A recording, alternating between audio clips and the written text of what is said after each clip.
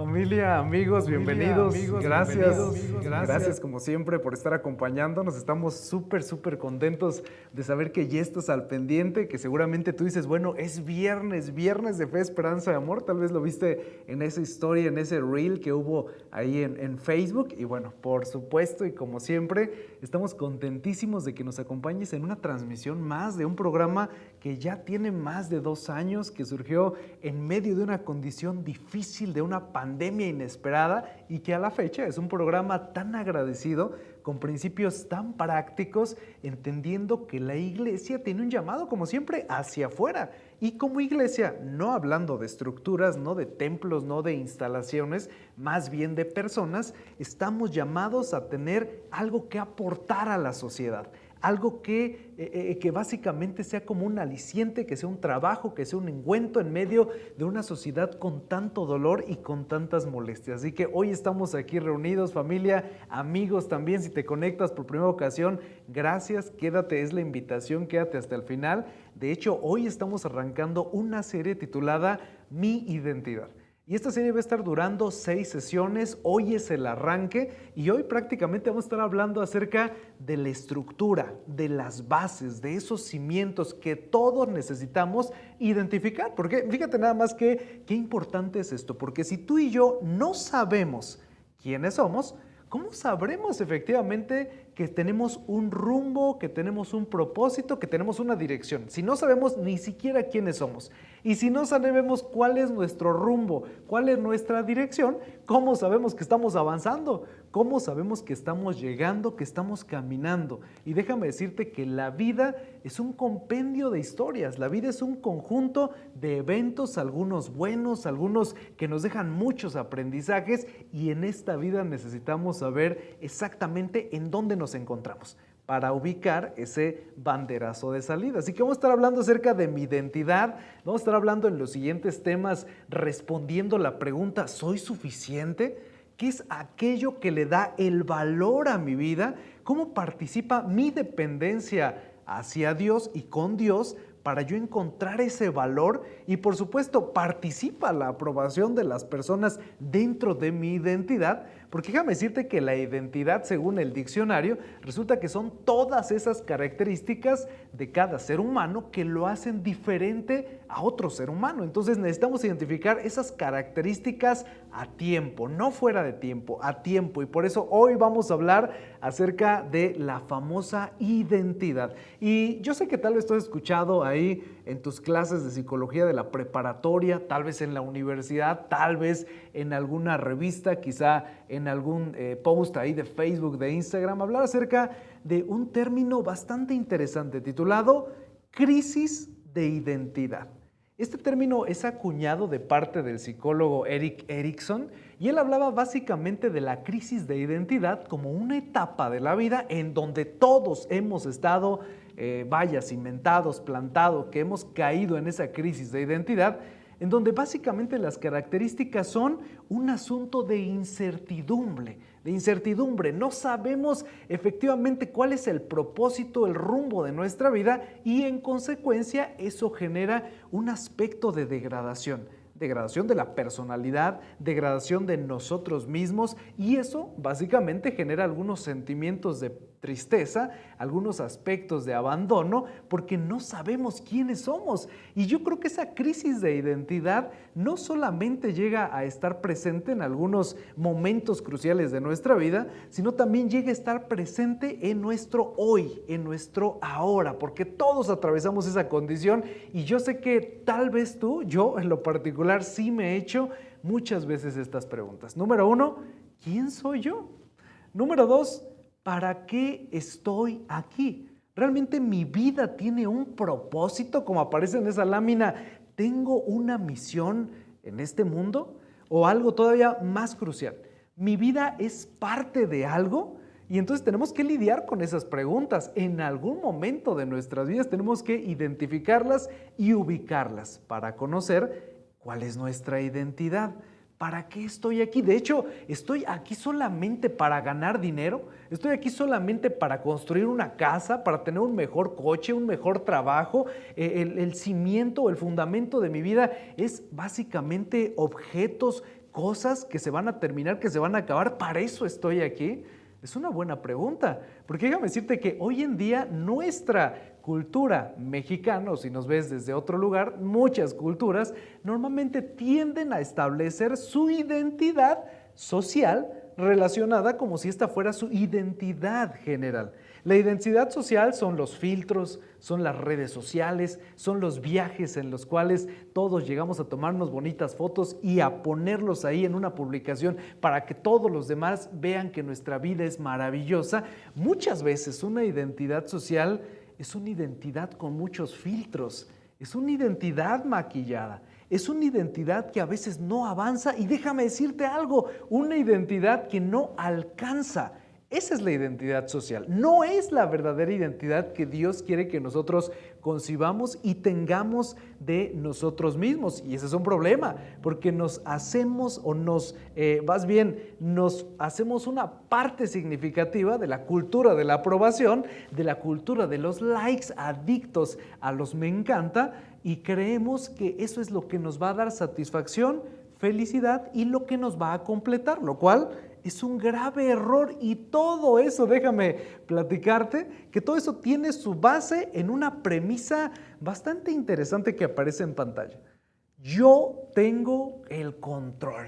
¿A quién no le encanta tener el control? Desde que somos chiquitos se nos va enseñando que es importante, o nosotros lo vemos normal, que es importante decidir a qué hora queremos irnos a dormir. Nos gusta desde pequeños decidir qué ropa queremos utilizar, qué queremos comer, y avanza el tiempo y nos encanta. No digo que esté mal, básicamente digo que es un pensamiento que se va instalando desde que somos bebés, desde que somos pequeños. Yo decido y nos encanta sentir eso, es una buena sensación y hay algo muy atractivo en ser el que decide el resultado. Efectivamente, hay algo muy atractivo en ser ese que tiene la última palabra. Te voy a poner un ejemplo. En el caso de que vas a un viaje y tú sabes que ese restaurante al que fuiste estuvo muy rico, que la comida te la trajeron bien rápido y que era de 10, ¿no? Y entonces tú dices, bueno, yo lo recomiendo y me gustaría que todos los demás estuvieran a favor de mi decisión, porque entonces ahí está, yo quiero tener el control de esa decisión. ¿Qué tal ahora en el aspecto de las finanzas? Nos sentimos más tranquilos cuando las cuentas bancarias están un poquito más arriba. Nos sentimos más tranquilos cuando la cartera tiene un poco más de billete y básicamente creemos que eso es tener el control de la circunstancia. Pasemos al terreno ahora de la conducción. Tú te sientes más seguro cuando vas al volante de tu vehículo, a pesar de que sabes que puede haber algunas curvas, algunos puentes, algunas inclinaciones más riesgosas. Tú te sientes más seguro y llegas a confiar en tu habilidad de poder esquivar diferentes complicaciones, y nos encanta tener el control de muchísimas cosas. Eso solamente por mencionarlo, porque también el matrimonio a veces se quiere tener el control de todo y eso genera estrés y genera conflicto cuando no hay libertad. Y entonces avanzamos en esta siguiente lámina y caemos en una cuestión que tiene que ver con esto de tener el control. Y quiero que lo leas conmigo desde tu casa, si ya está apareciendo en pantalla. Yo debo tener el control para estar a salvo, seguro y satisfecho. Ese anhelo puede alimentar una falsa creencia. De verdad, esto puede ser bastante peligroso si no se controla. ¿Por qué? Porque ese control es una ilusión. Es una ilusión, efectivamente, porque tú puedes decir, a mí me encantaría que fuéramos de vacaciones a tal lugar. Y tú dices, tengo el control, pero tú no estás en control del mal clima. Tú dices, bueno, están bien las finanzas. Viene una enfermedad, viene un accidente, viene alguna condición que llega a afectar esa economía y no estábamos en control. Y lo mismo en el caso, por ejemplo, del vehículo. Algún accidente automovilístico puede hacer que te retrases horas en llegar a tu destino. Y entonces, después de todo, no puedes tener el control por completo de las cosas. Es una realidad. No podemos tener el control completo de las cosas. Y mira qué es lo que dice el escritor de Proverbios en el capítulo 19. Muchos pensamientos hay en el corazón del hombre, mas el consejo de Dios permanecerá. Voy a leerlo una vez más. Muchos pensamientos hay en el corazón del hombre. En una traducción dice muchos planes, muchas ideas hay en el corazón del hombre. No está mal, por supuesto, pero el detalle aquí está. Mas el consejo de Dios permanecerá. El consejo de Dios es atemporal. ¿Qué significa eso? No tiene tiempo, no tiene principio, no tiene fin. La idea es que entendamos que podamos descansar. Tú y yo podemos descansar en sus promesas, en su amor, aunque no tengamos el control, aunque en esta sociedad siempre nos estén plasmando la idea de decir, tú necesitas tener las riendas de tu vida para ser feliz. La verdad es de que eso solamente nos generará un sentimiento de infelicidad, de frustración, porque muéstrame a una persona que siempre quiera tener el control de las cosas y yo te mostraré a alguien frustrado porque no puede lograrlo en su totalidad. No podemos tener el control de todas las cosas. Ojo, y abro un gran paréntesis porque no me refiero a ser una persona desorganizada, desordenada, que todo deja al aventón y dice, en fin, que no puedo tener el control de todo, no hago nada. No me refiero a eso, me refiero al hecho de entender que Dios es soberano, que Dios es omnipotente, es todopoderoso, que es omnipresente y que es omnisciente, todo lo sabe y todo lo puede, y que podemos descansar en Él, porque ese mismo que gobierna el mundo es el que gobierna también nuestros corazones, si es que tan solo nosotros se lo hemos pedido. Y entonces, aquí hay un punto importante. Dice el escritor de Proverbios que los pensamientos, que son miles, que son cientos, que nuestra cabeza es como si fuera una torre de control. Una torre de control y los pensamientos vienen como los aviones volando. Tú vas a decidir qué pensamiento vas a dejar aterrizar en tu vida. Y entonces pensamientos negativos, pensamientos de conflicto, pensamiento de batalla, siempre los va a haber en el aire, pero tú puedes decidir si esos pensamientos van a aterrizar en tu pista llamada vida. Y de esos pensamientos Dios nos está invitando a que le busquemos a Él, porque su consejo no tiene final. Su consejo es significativo, es importante y es práctico. En otras palabras, déjame caer en el punto importante de este primer capítulo, de esta primera entrega de Fe, Esperanza y Amor, hablando de mi identidad. Entendamos esto y si puedes, anótalo por ahí en alguna nota, anótalo por ahí también, quizá en el teléfono. Nosotros no necesitamos tener el control, porque Dios tiene el control. Una vez más, nosotros no necesitamos tener el control de todo, porque Dios tiene el control. Y mira, hoy vamos a aterrizar con un relato tan significativo, con una historia que le cuenta Jesús a sus discípulos en medio de un ambiente un tanto conflictivo. Fíjate nada más. Vamos a Lucas capítulo 18, versículo 10 y versículo 11. Comienza este relato muy interesante. Dos hombres subieron al templo a orar. Uno era fariseo y el otro recaudador de impuestos. Hasta ahí vamos a ponerle una pausa. Dos hombres suben al templo a orar. Ambos, entre comillas, tienen una motivación, tienen una actividad significativa. Y entre comillas digo porque al final nos vamos a dar cuenta que alguien no entendía lo que estaba haciendo. Uno era fariseo. O sea, delante de la cultura de la sociedad, ese que era fariseo era considerado alguien que estaba súper cercano a Dios. ¿Por qué? Porque era una persona que cumplía la ley, que estaba al pendiente de que se cumpliera esa ley, que incluso llegaba a conocer tantas cosas de cómo se deberían hacer, pero que no tenía amor por las demás personas. Entonces, resulta que este hombre que dentro de la escala moral estaba hasta arriba, va a llegar al templo con la finalidad de buscar a Dios. Y después nos encontramos con una brecha gigantesca, porque ya no es ese hombre, ese fariseo, ese doctor de la ley. Ahora nos encontramos con un recaudador de impuestos. Un recaudador de impuestos, un publicano, así como Mateo. Resulta que un recaudador de impuestos era considerado como de lo más bajo. Era una de las peores actividades dentro de la sociedad. ¿Por qué? Porque se habían aliado, entre comillas, con el imperio, con el gobierno, y eran considerados como personajes que se quedaban mucho dinero, que su vida era de tomar algunos claveles por aquí y otros claveles por acá, y entonces el mismo gobierno, las mismas personas, la sociedad no los querían, a pesar de que tuvieran economía estable, a pesar de que estuvieran bien, entre comillas, eran un eslabón que estaba hasta abajo, culturalmente hablando, repito, en cuanto a su relación con Dios. Entonces hay un contraste importante. Avanzamos en este relato. El fariseo se puso a orar consigo mismo. No te pierdas los detalles. El fariseo se puso a orar consigo mismo, no con Dios. Y fíjate la oración: oh Dios, te doy gracias porque no soy como otros hombres, ladrones, malhechores, adúlteros, ni mucho menos como ese recaudador de impuestos, ese que estaba a lo lejos. Porque este fariseo se había puesto en pie, había levantado los ojos al cielo, pero tenía su corazón lejos de Dios y estaba dando gracias porque no era como otros, que no tenía pecado, porque todos tenemos pecados, era un error, porque él no era como esas otras personas que fallaban, que eran corruptas, que eran envidiosas, que eran mentirosas. Él estaba dando gracias a Dios porque era diferente, pero era un grave error. Su egocentrismo, su egoísmo y su egolatría iba a estar siendo evidenciada en medio de esta calamidad.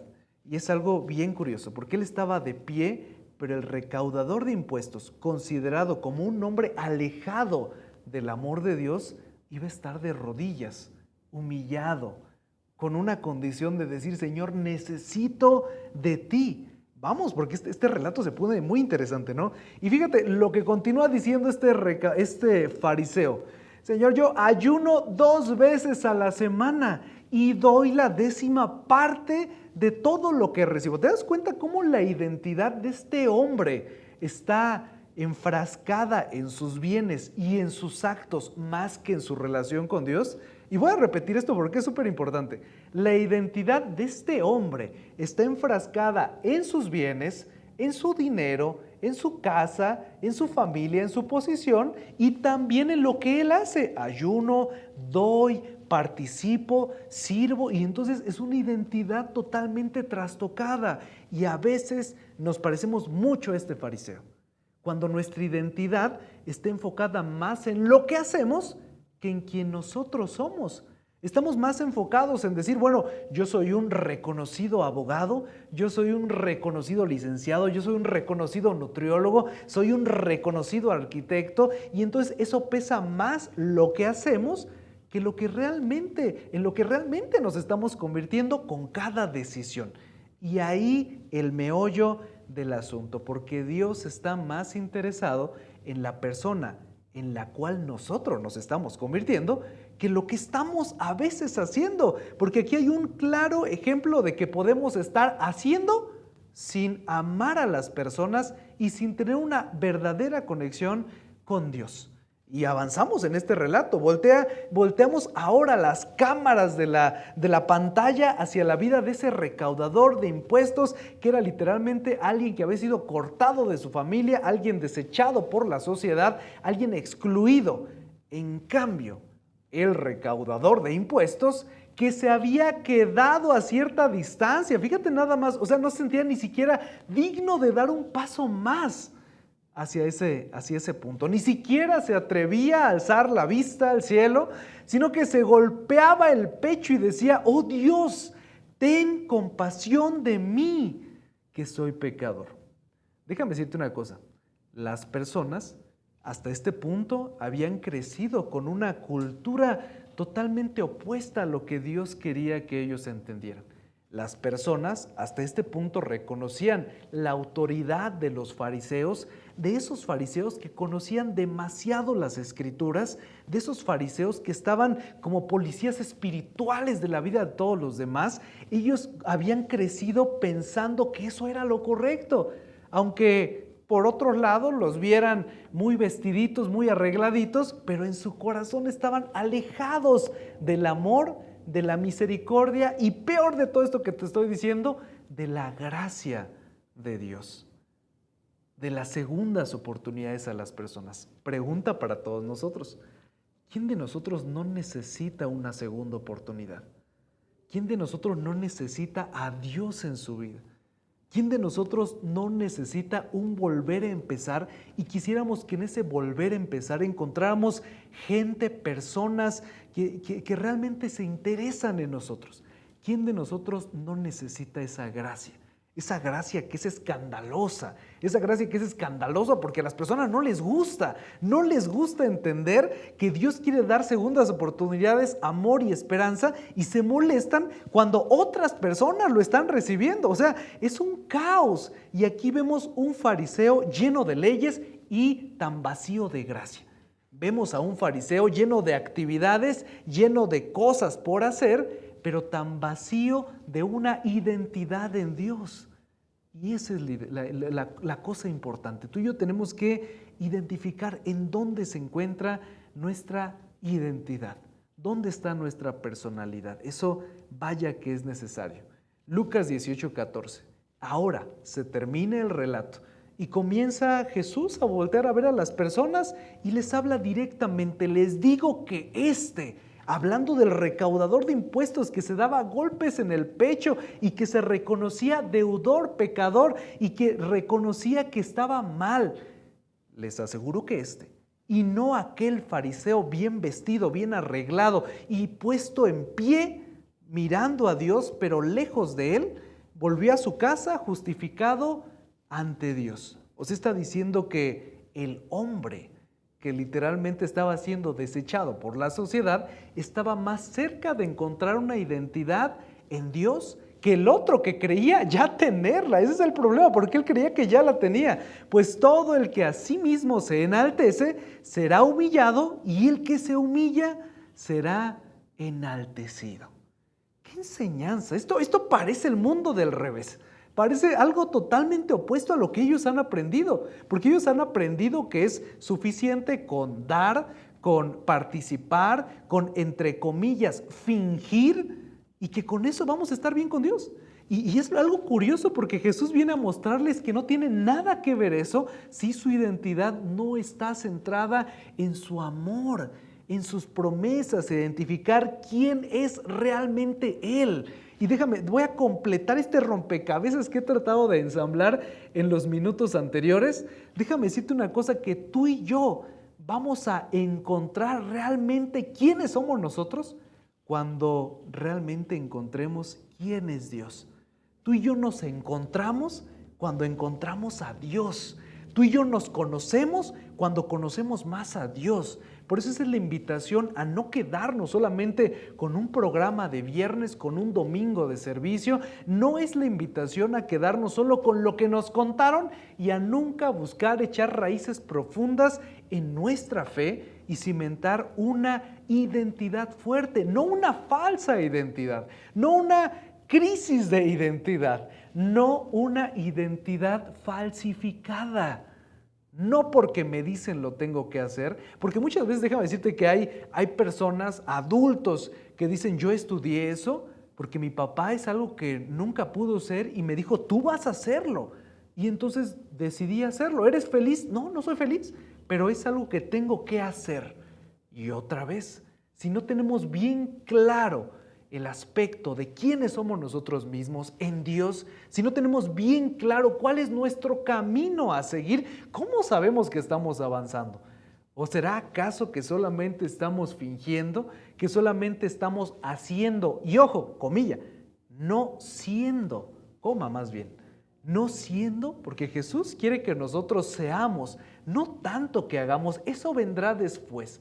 Ese será el fruto del amor, ese será el fruto de la entrega. El problema es que todos tenemos una perspectiva limitada y es posible que muchas veces no entendamos por qué a veces las cosas se van de un lado o del otro en la vida, pero tenemos que entender una cosa: Dios ve tu pasado, Dios ve tu presente, Dios ve tu futuro y ahí está Él,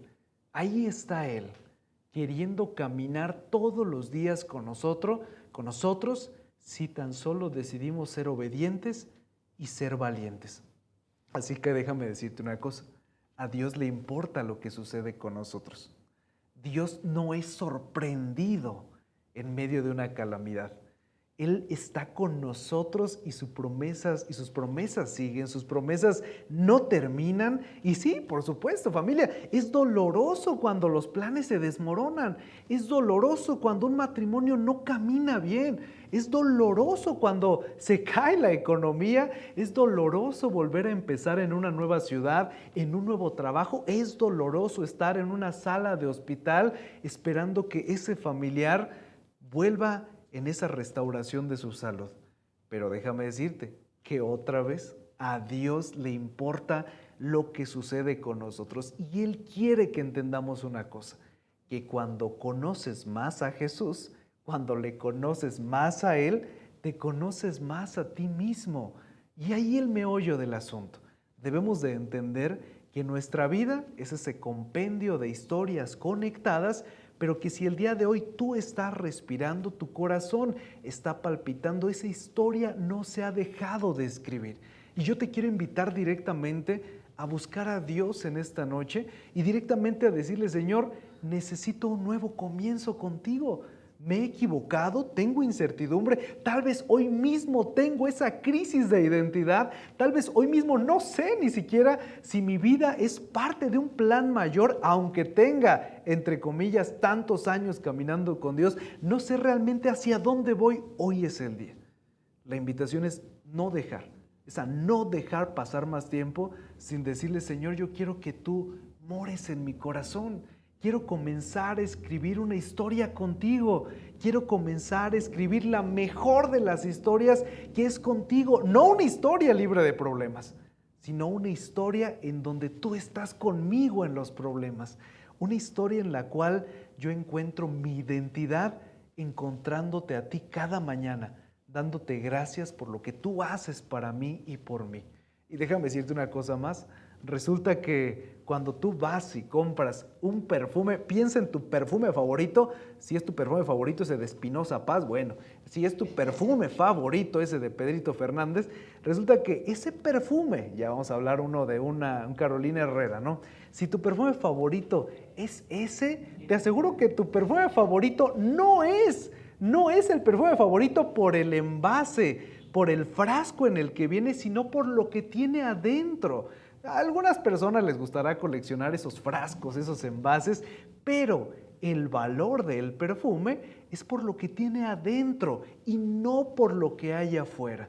Tú y yo tenemos un valor gigante por quien mora en nuestras vidas si es que le has pedido a Jesús que entre e inunde todas las áreas de tu vida. Y esa es la invitación a que en esta serie de 6 sesiones podamos ir descubriendo nuestra identidad en Él, que podamos ir entendiendo que no necesitamos ser perfectos porque somos perfectos en Cristo, que entendamos que nuestro valor no depende de lo que tenemos, de lo que hacemos, de nuestras redes sociales, sino de quién mora dentro de nuestras vidas.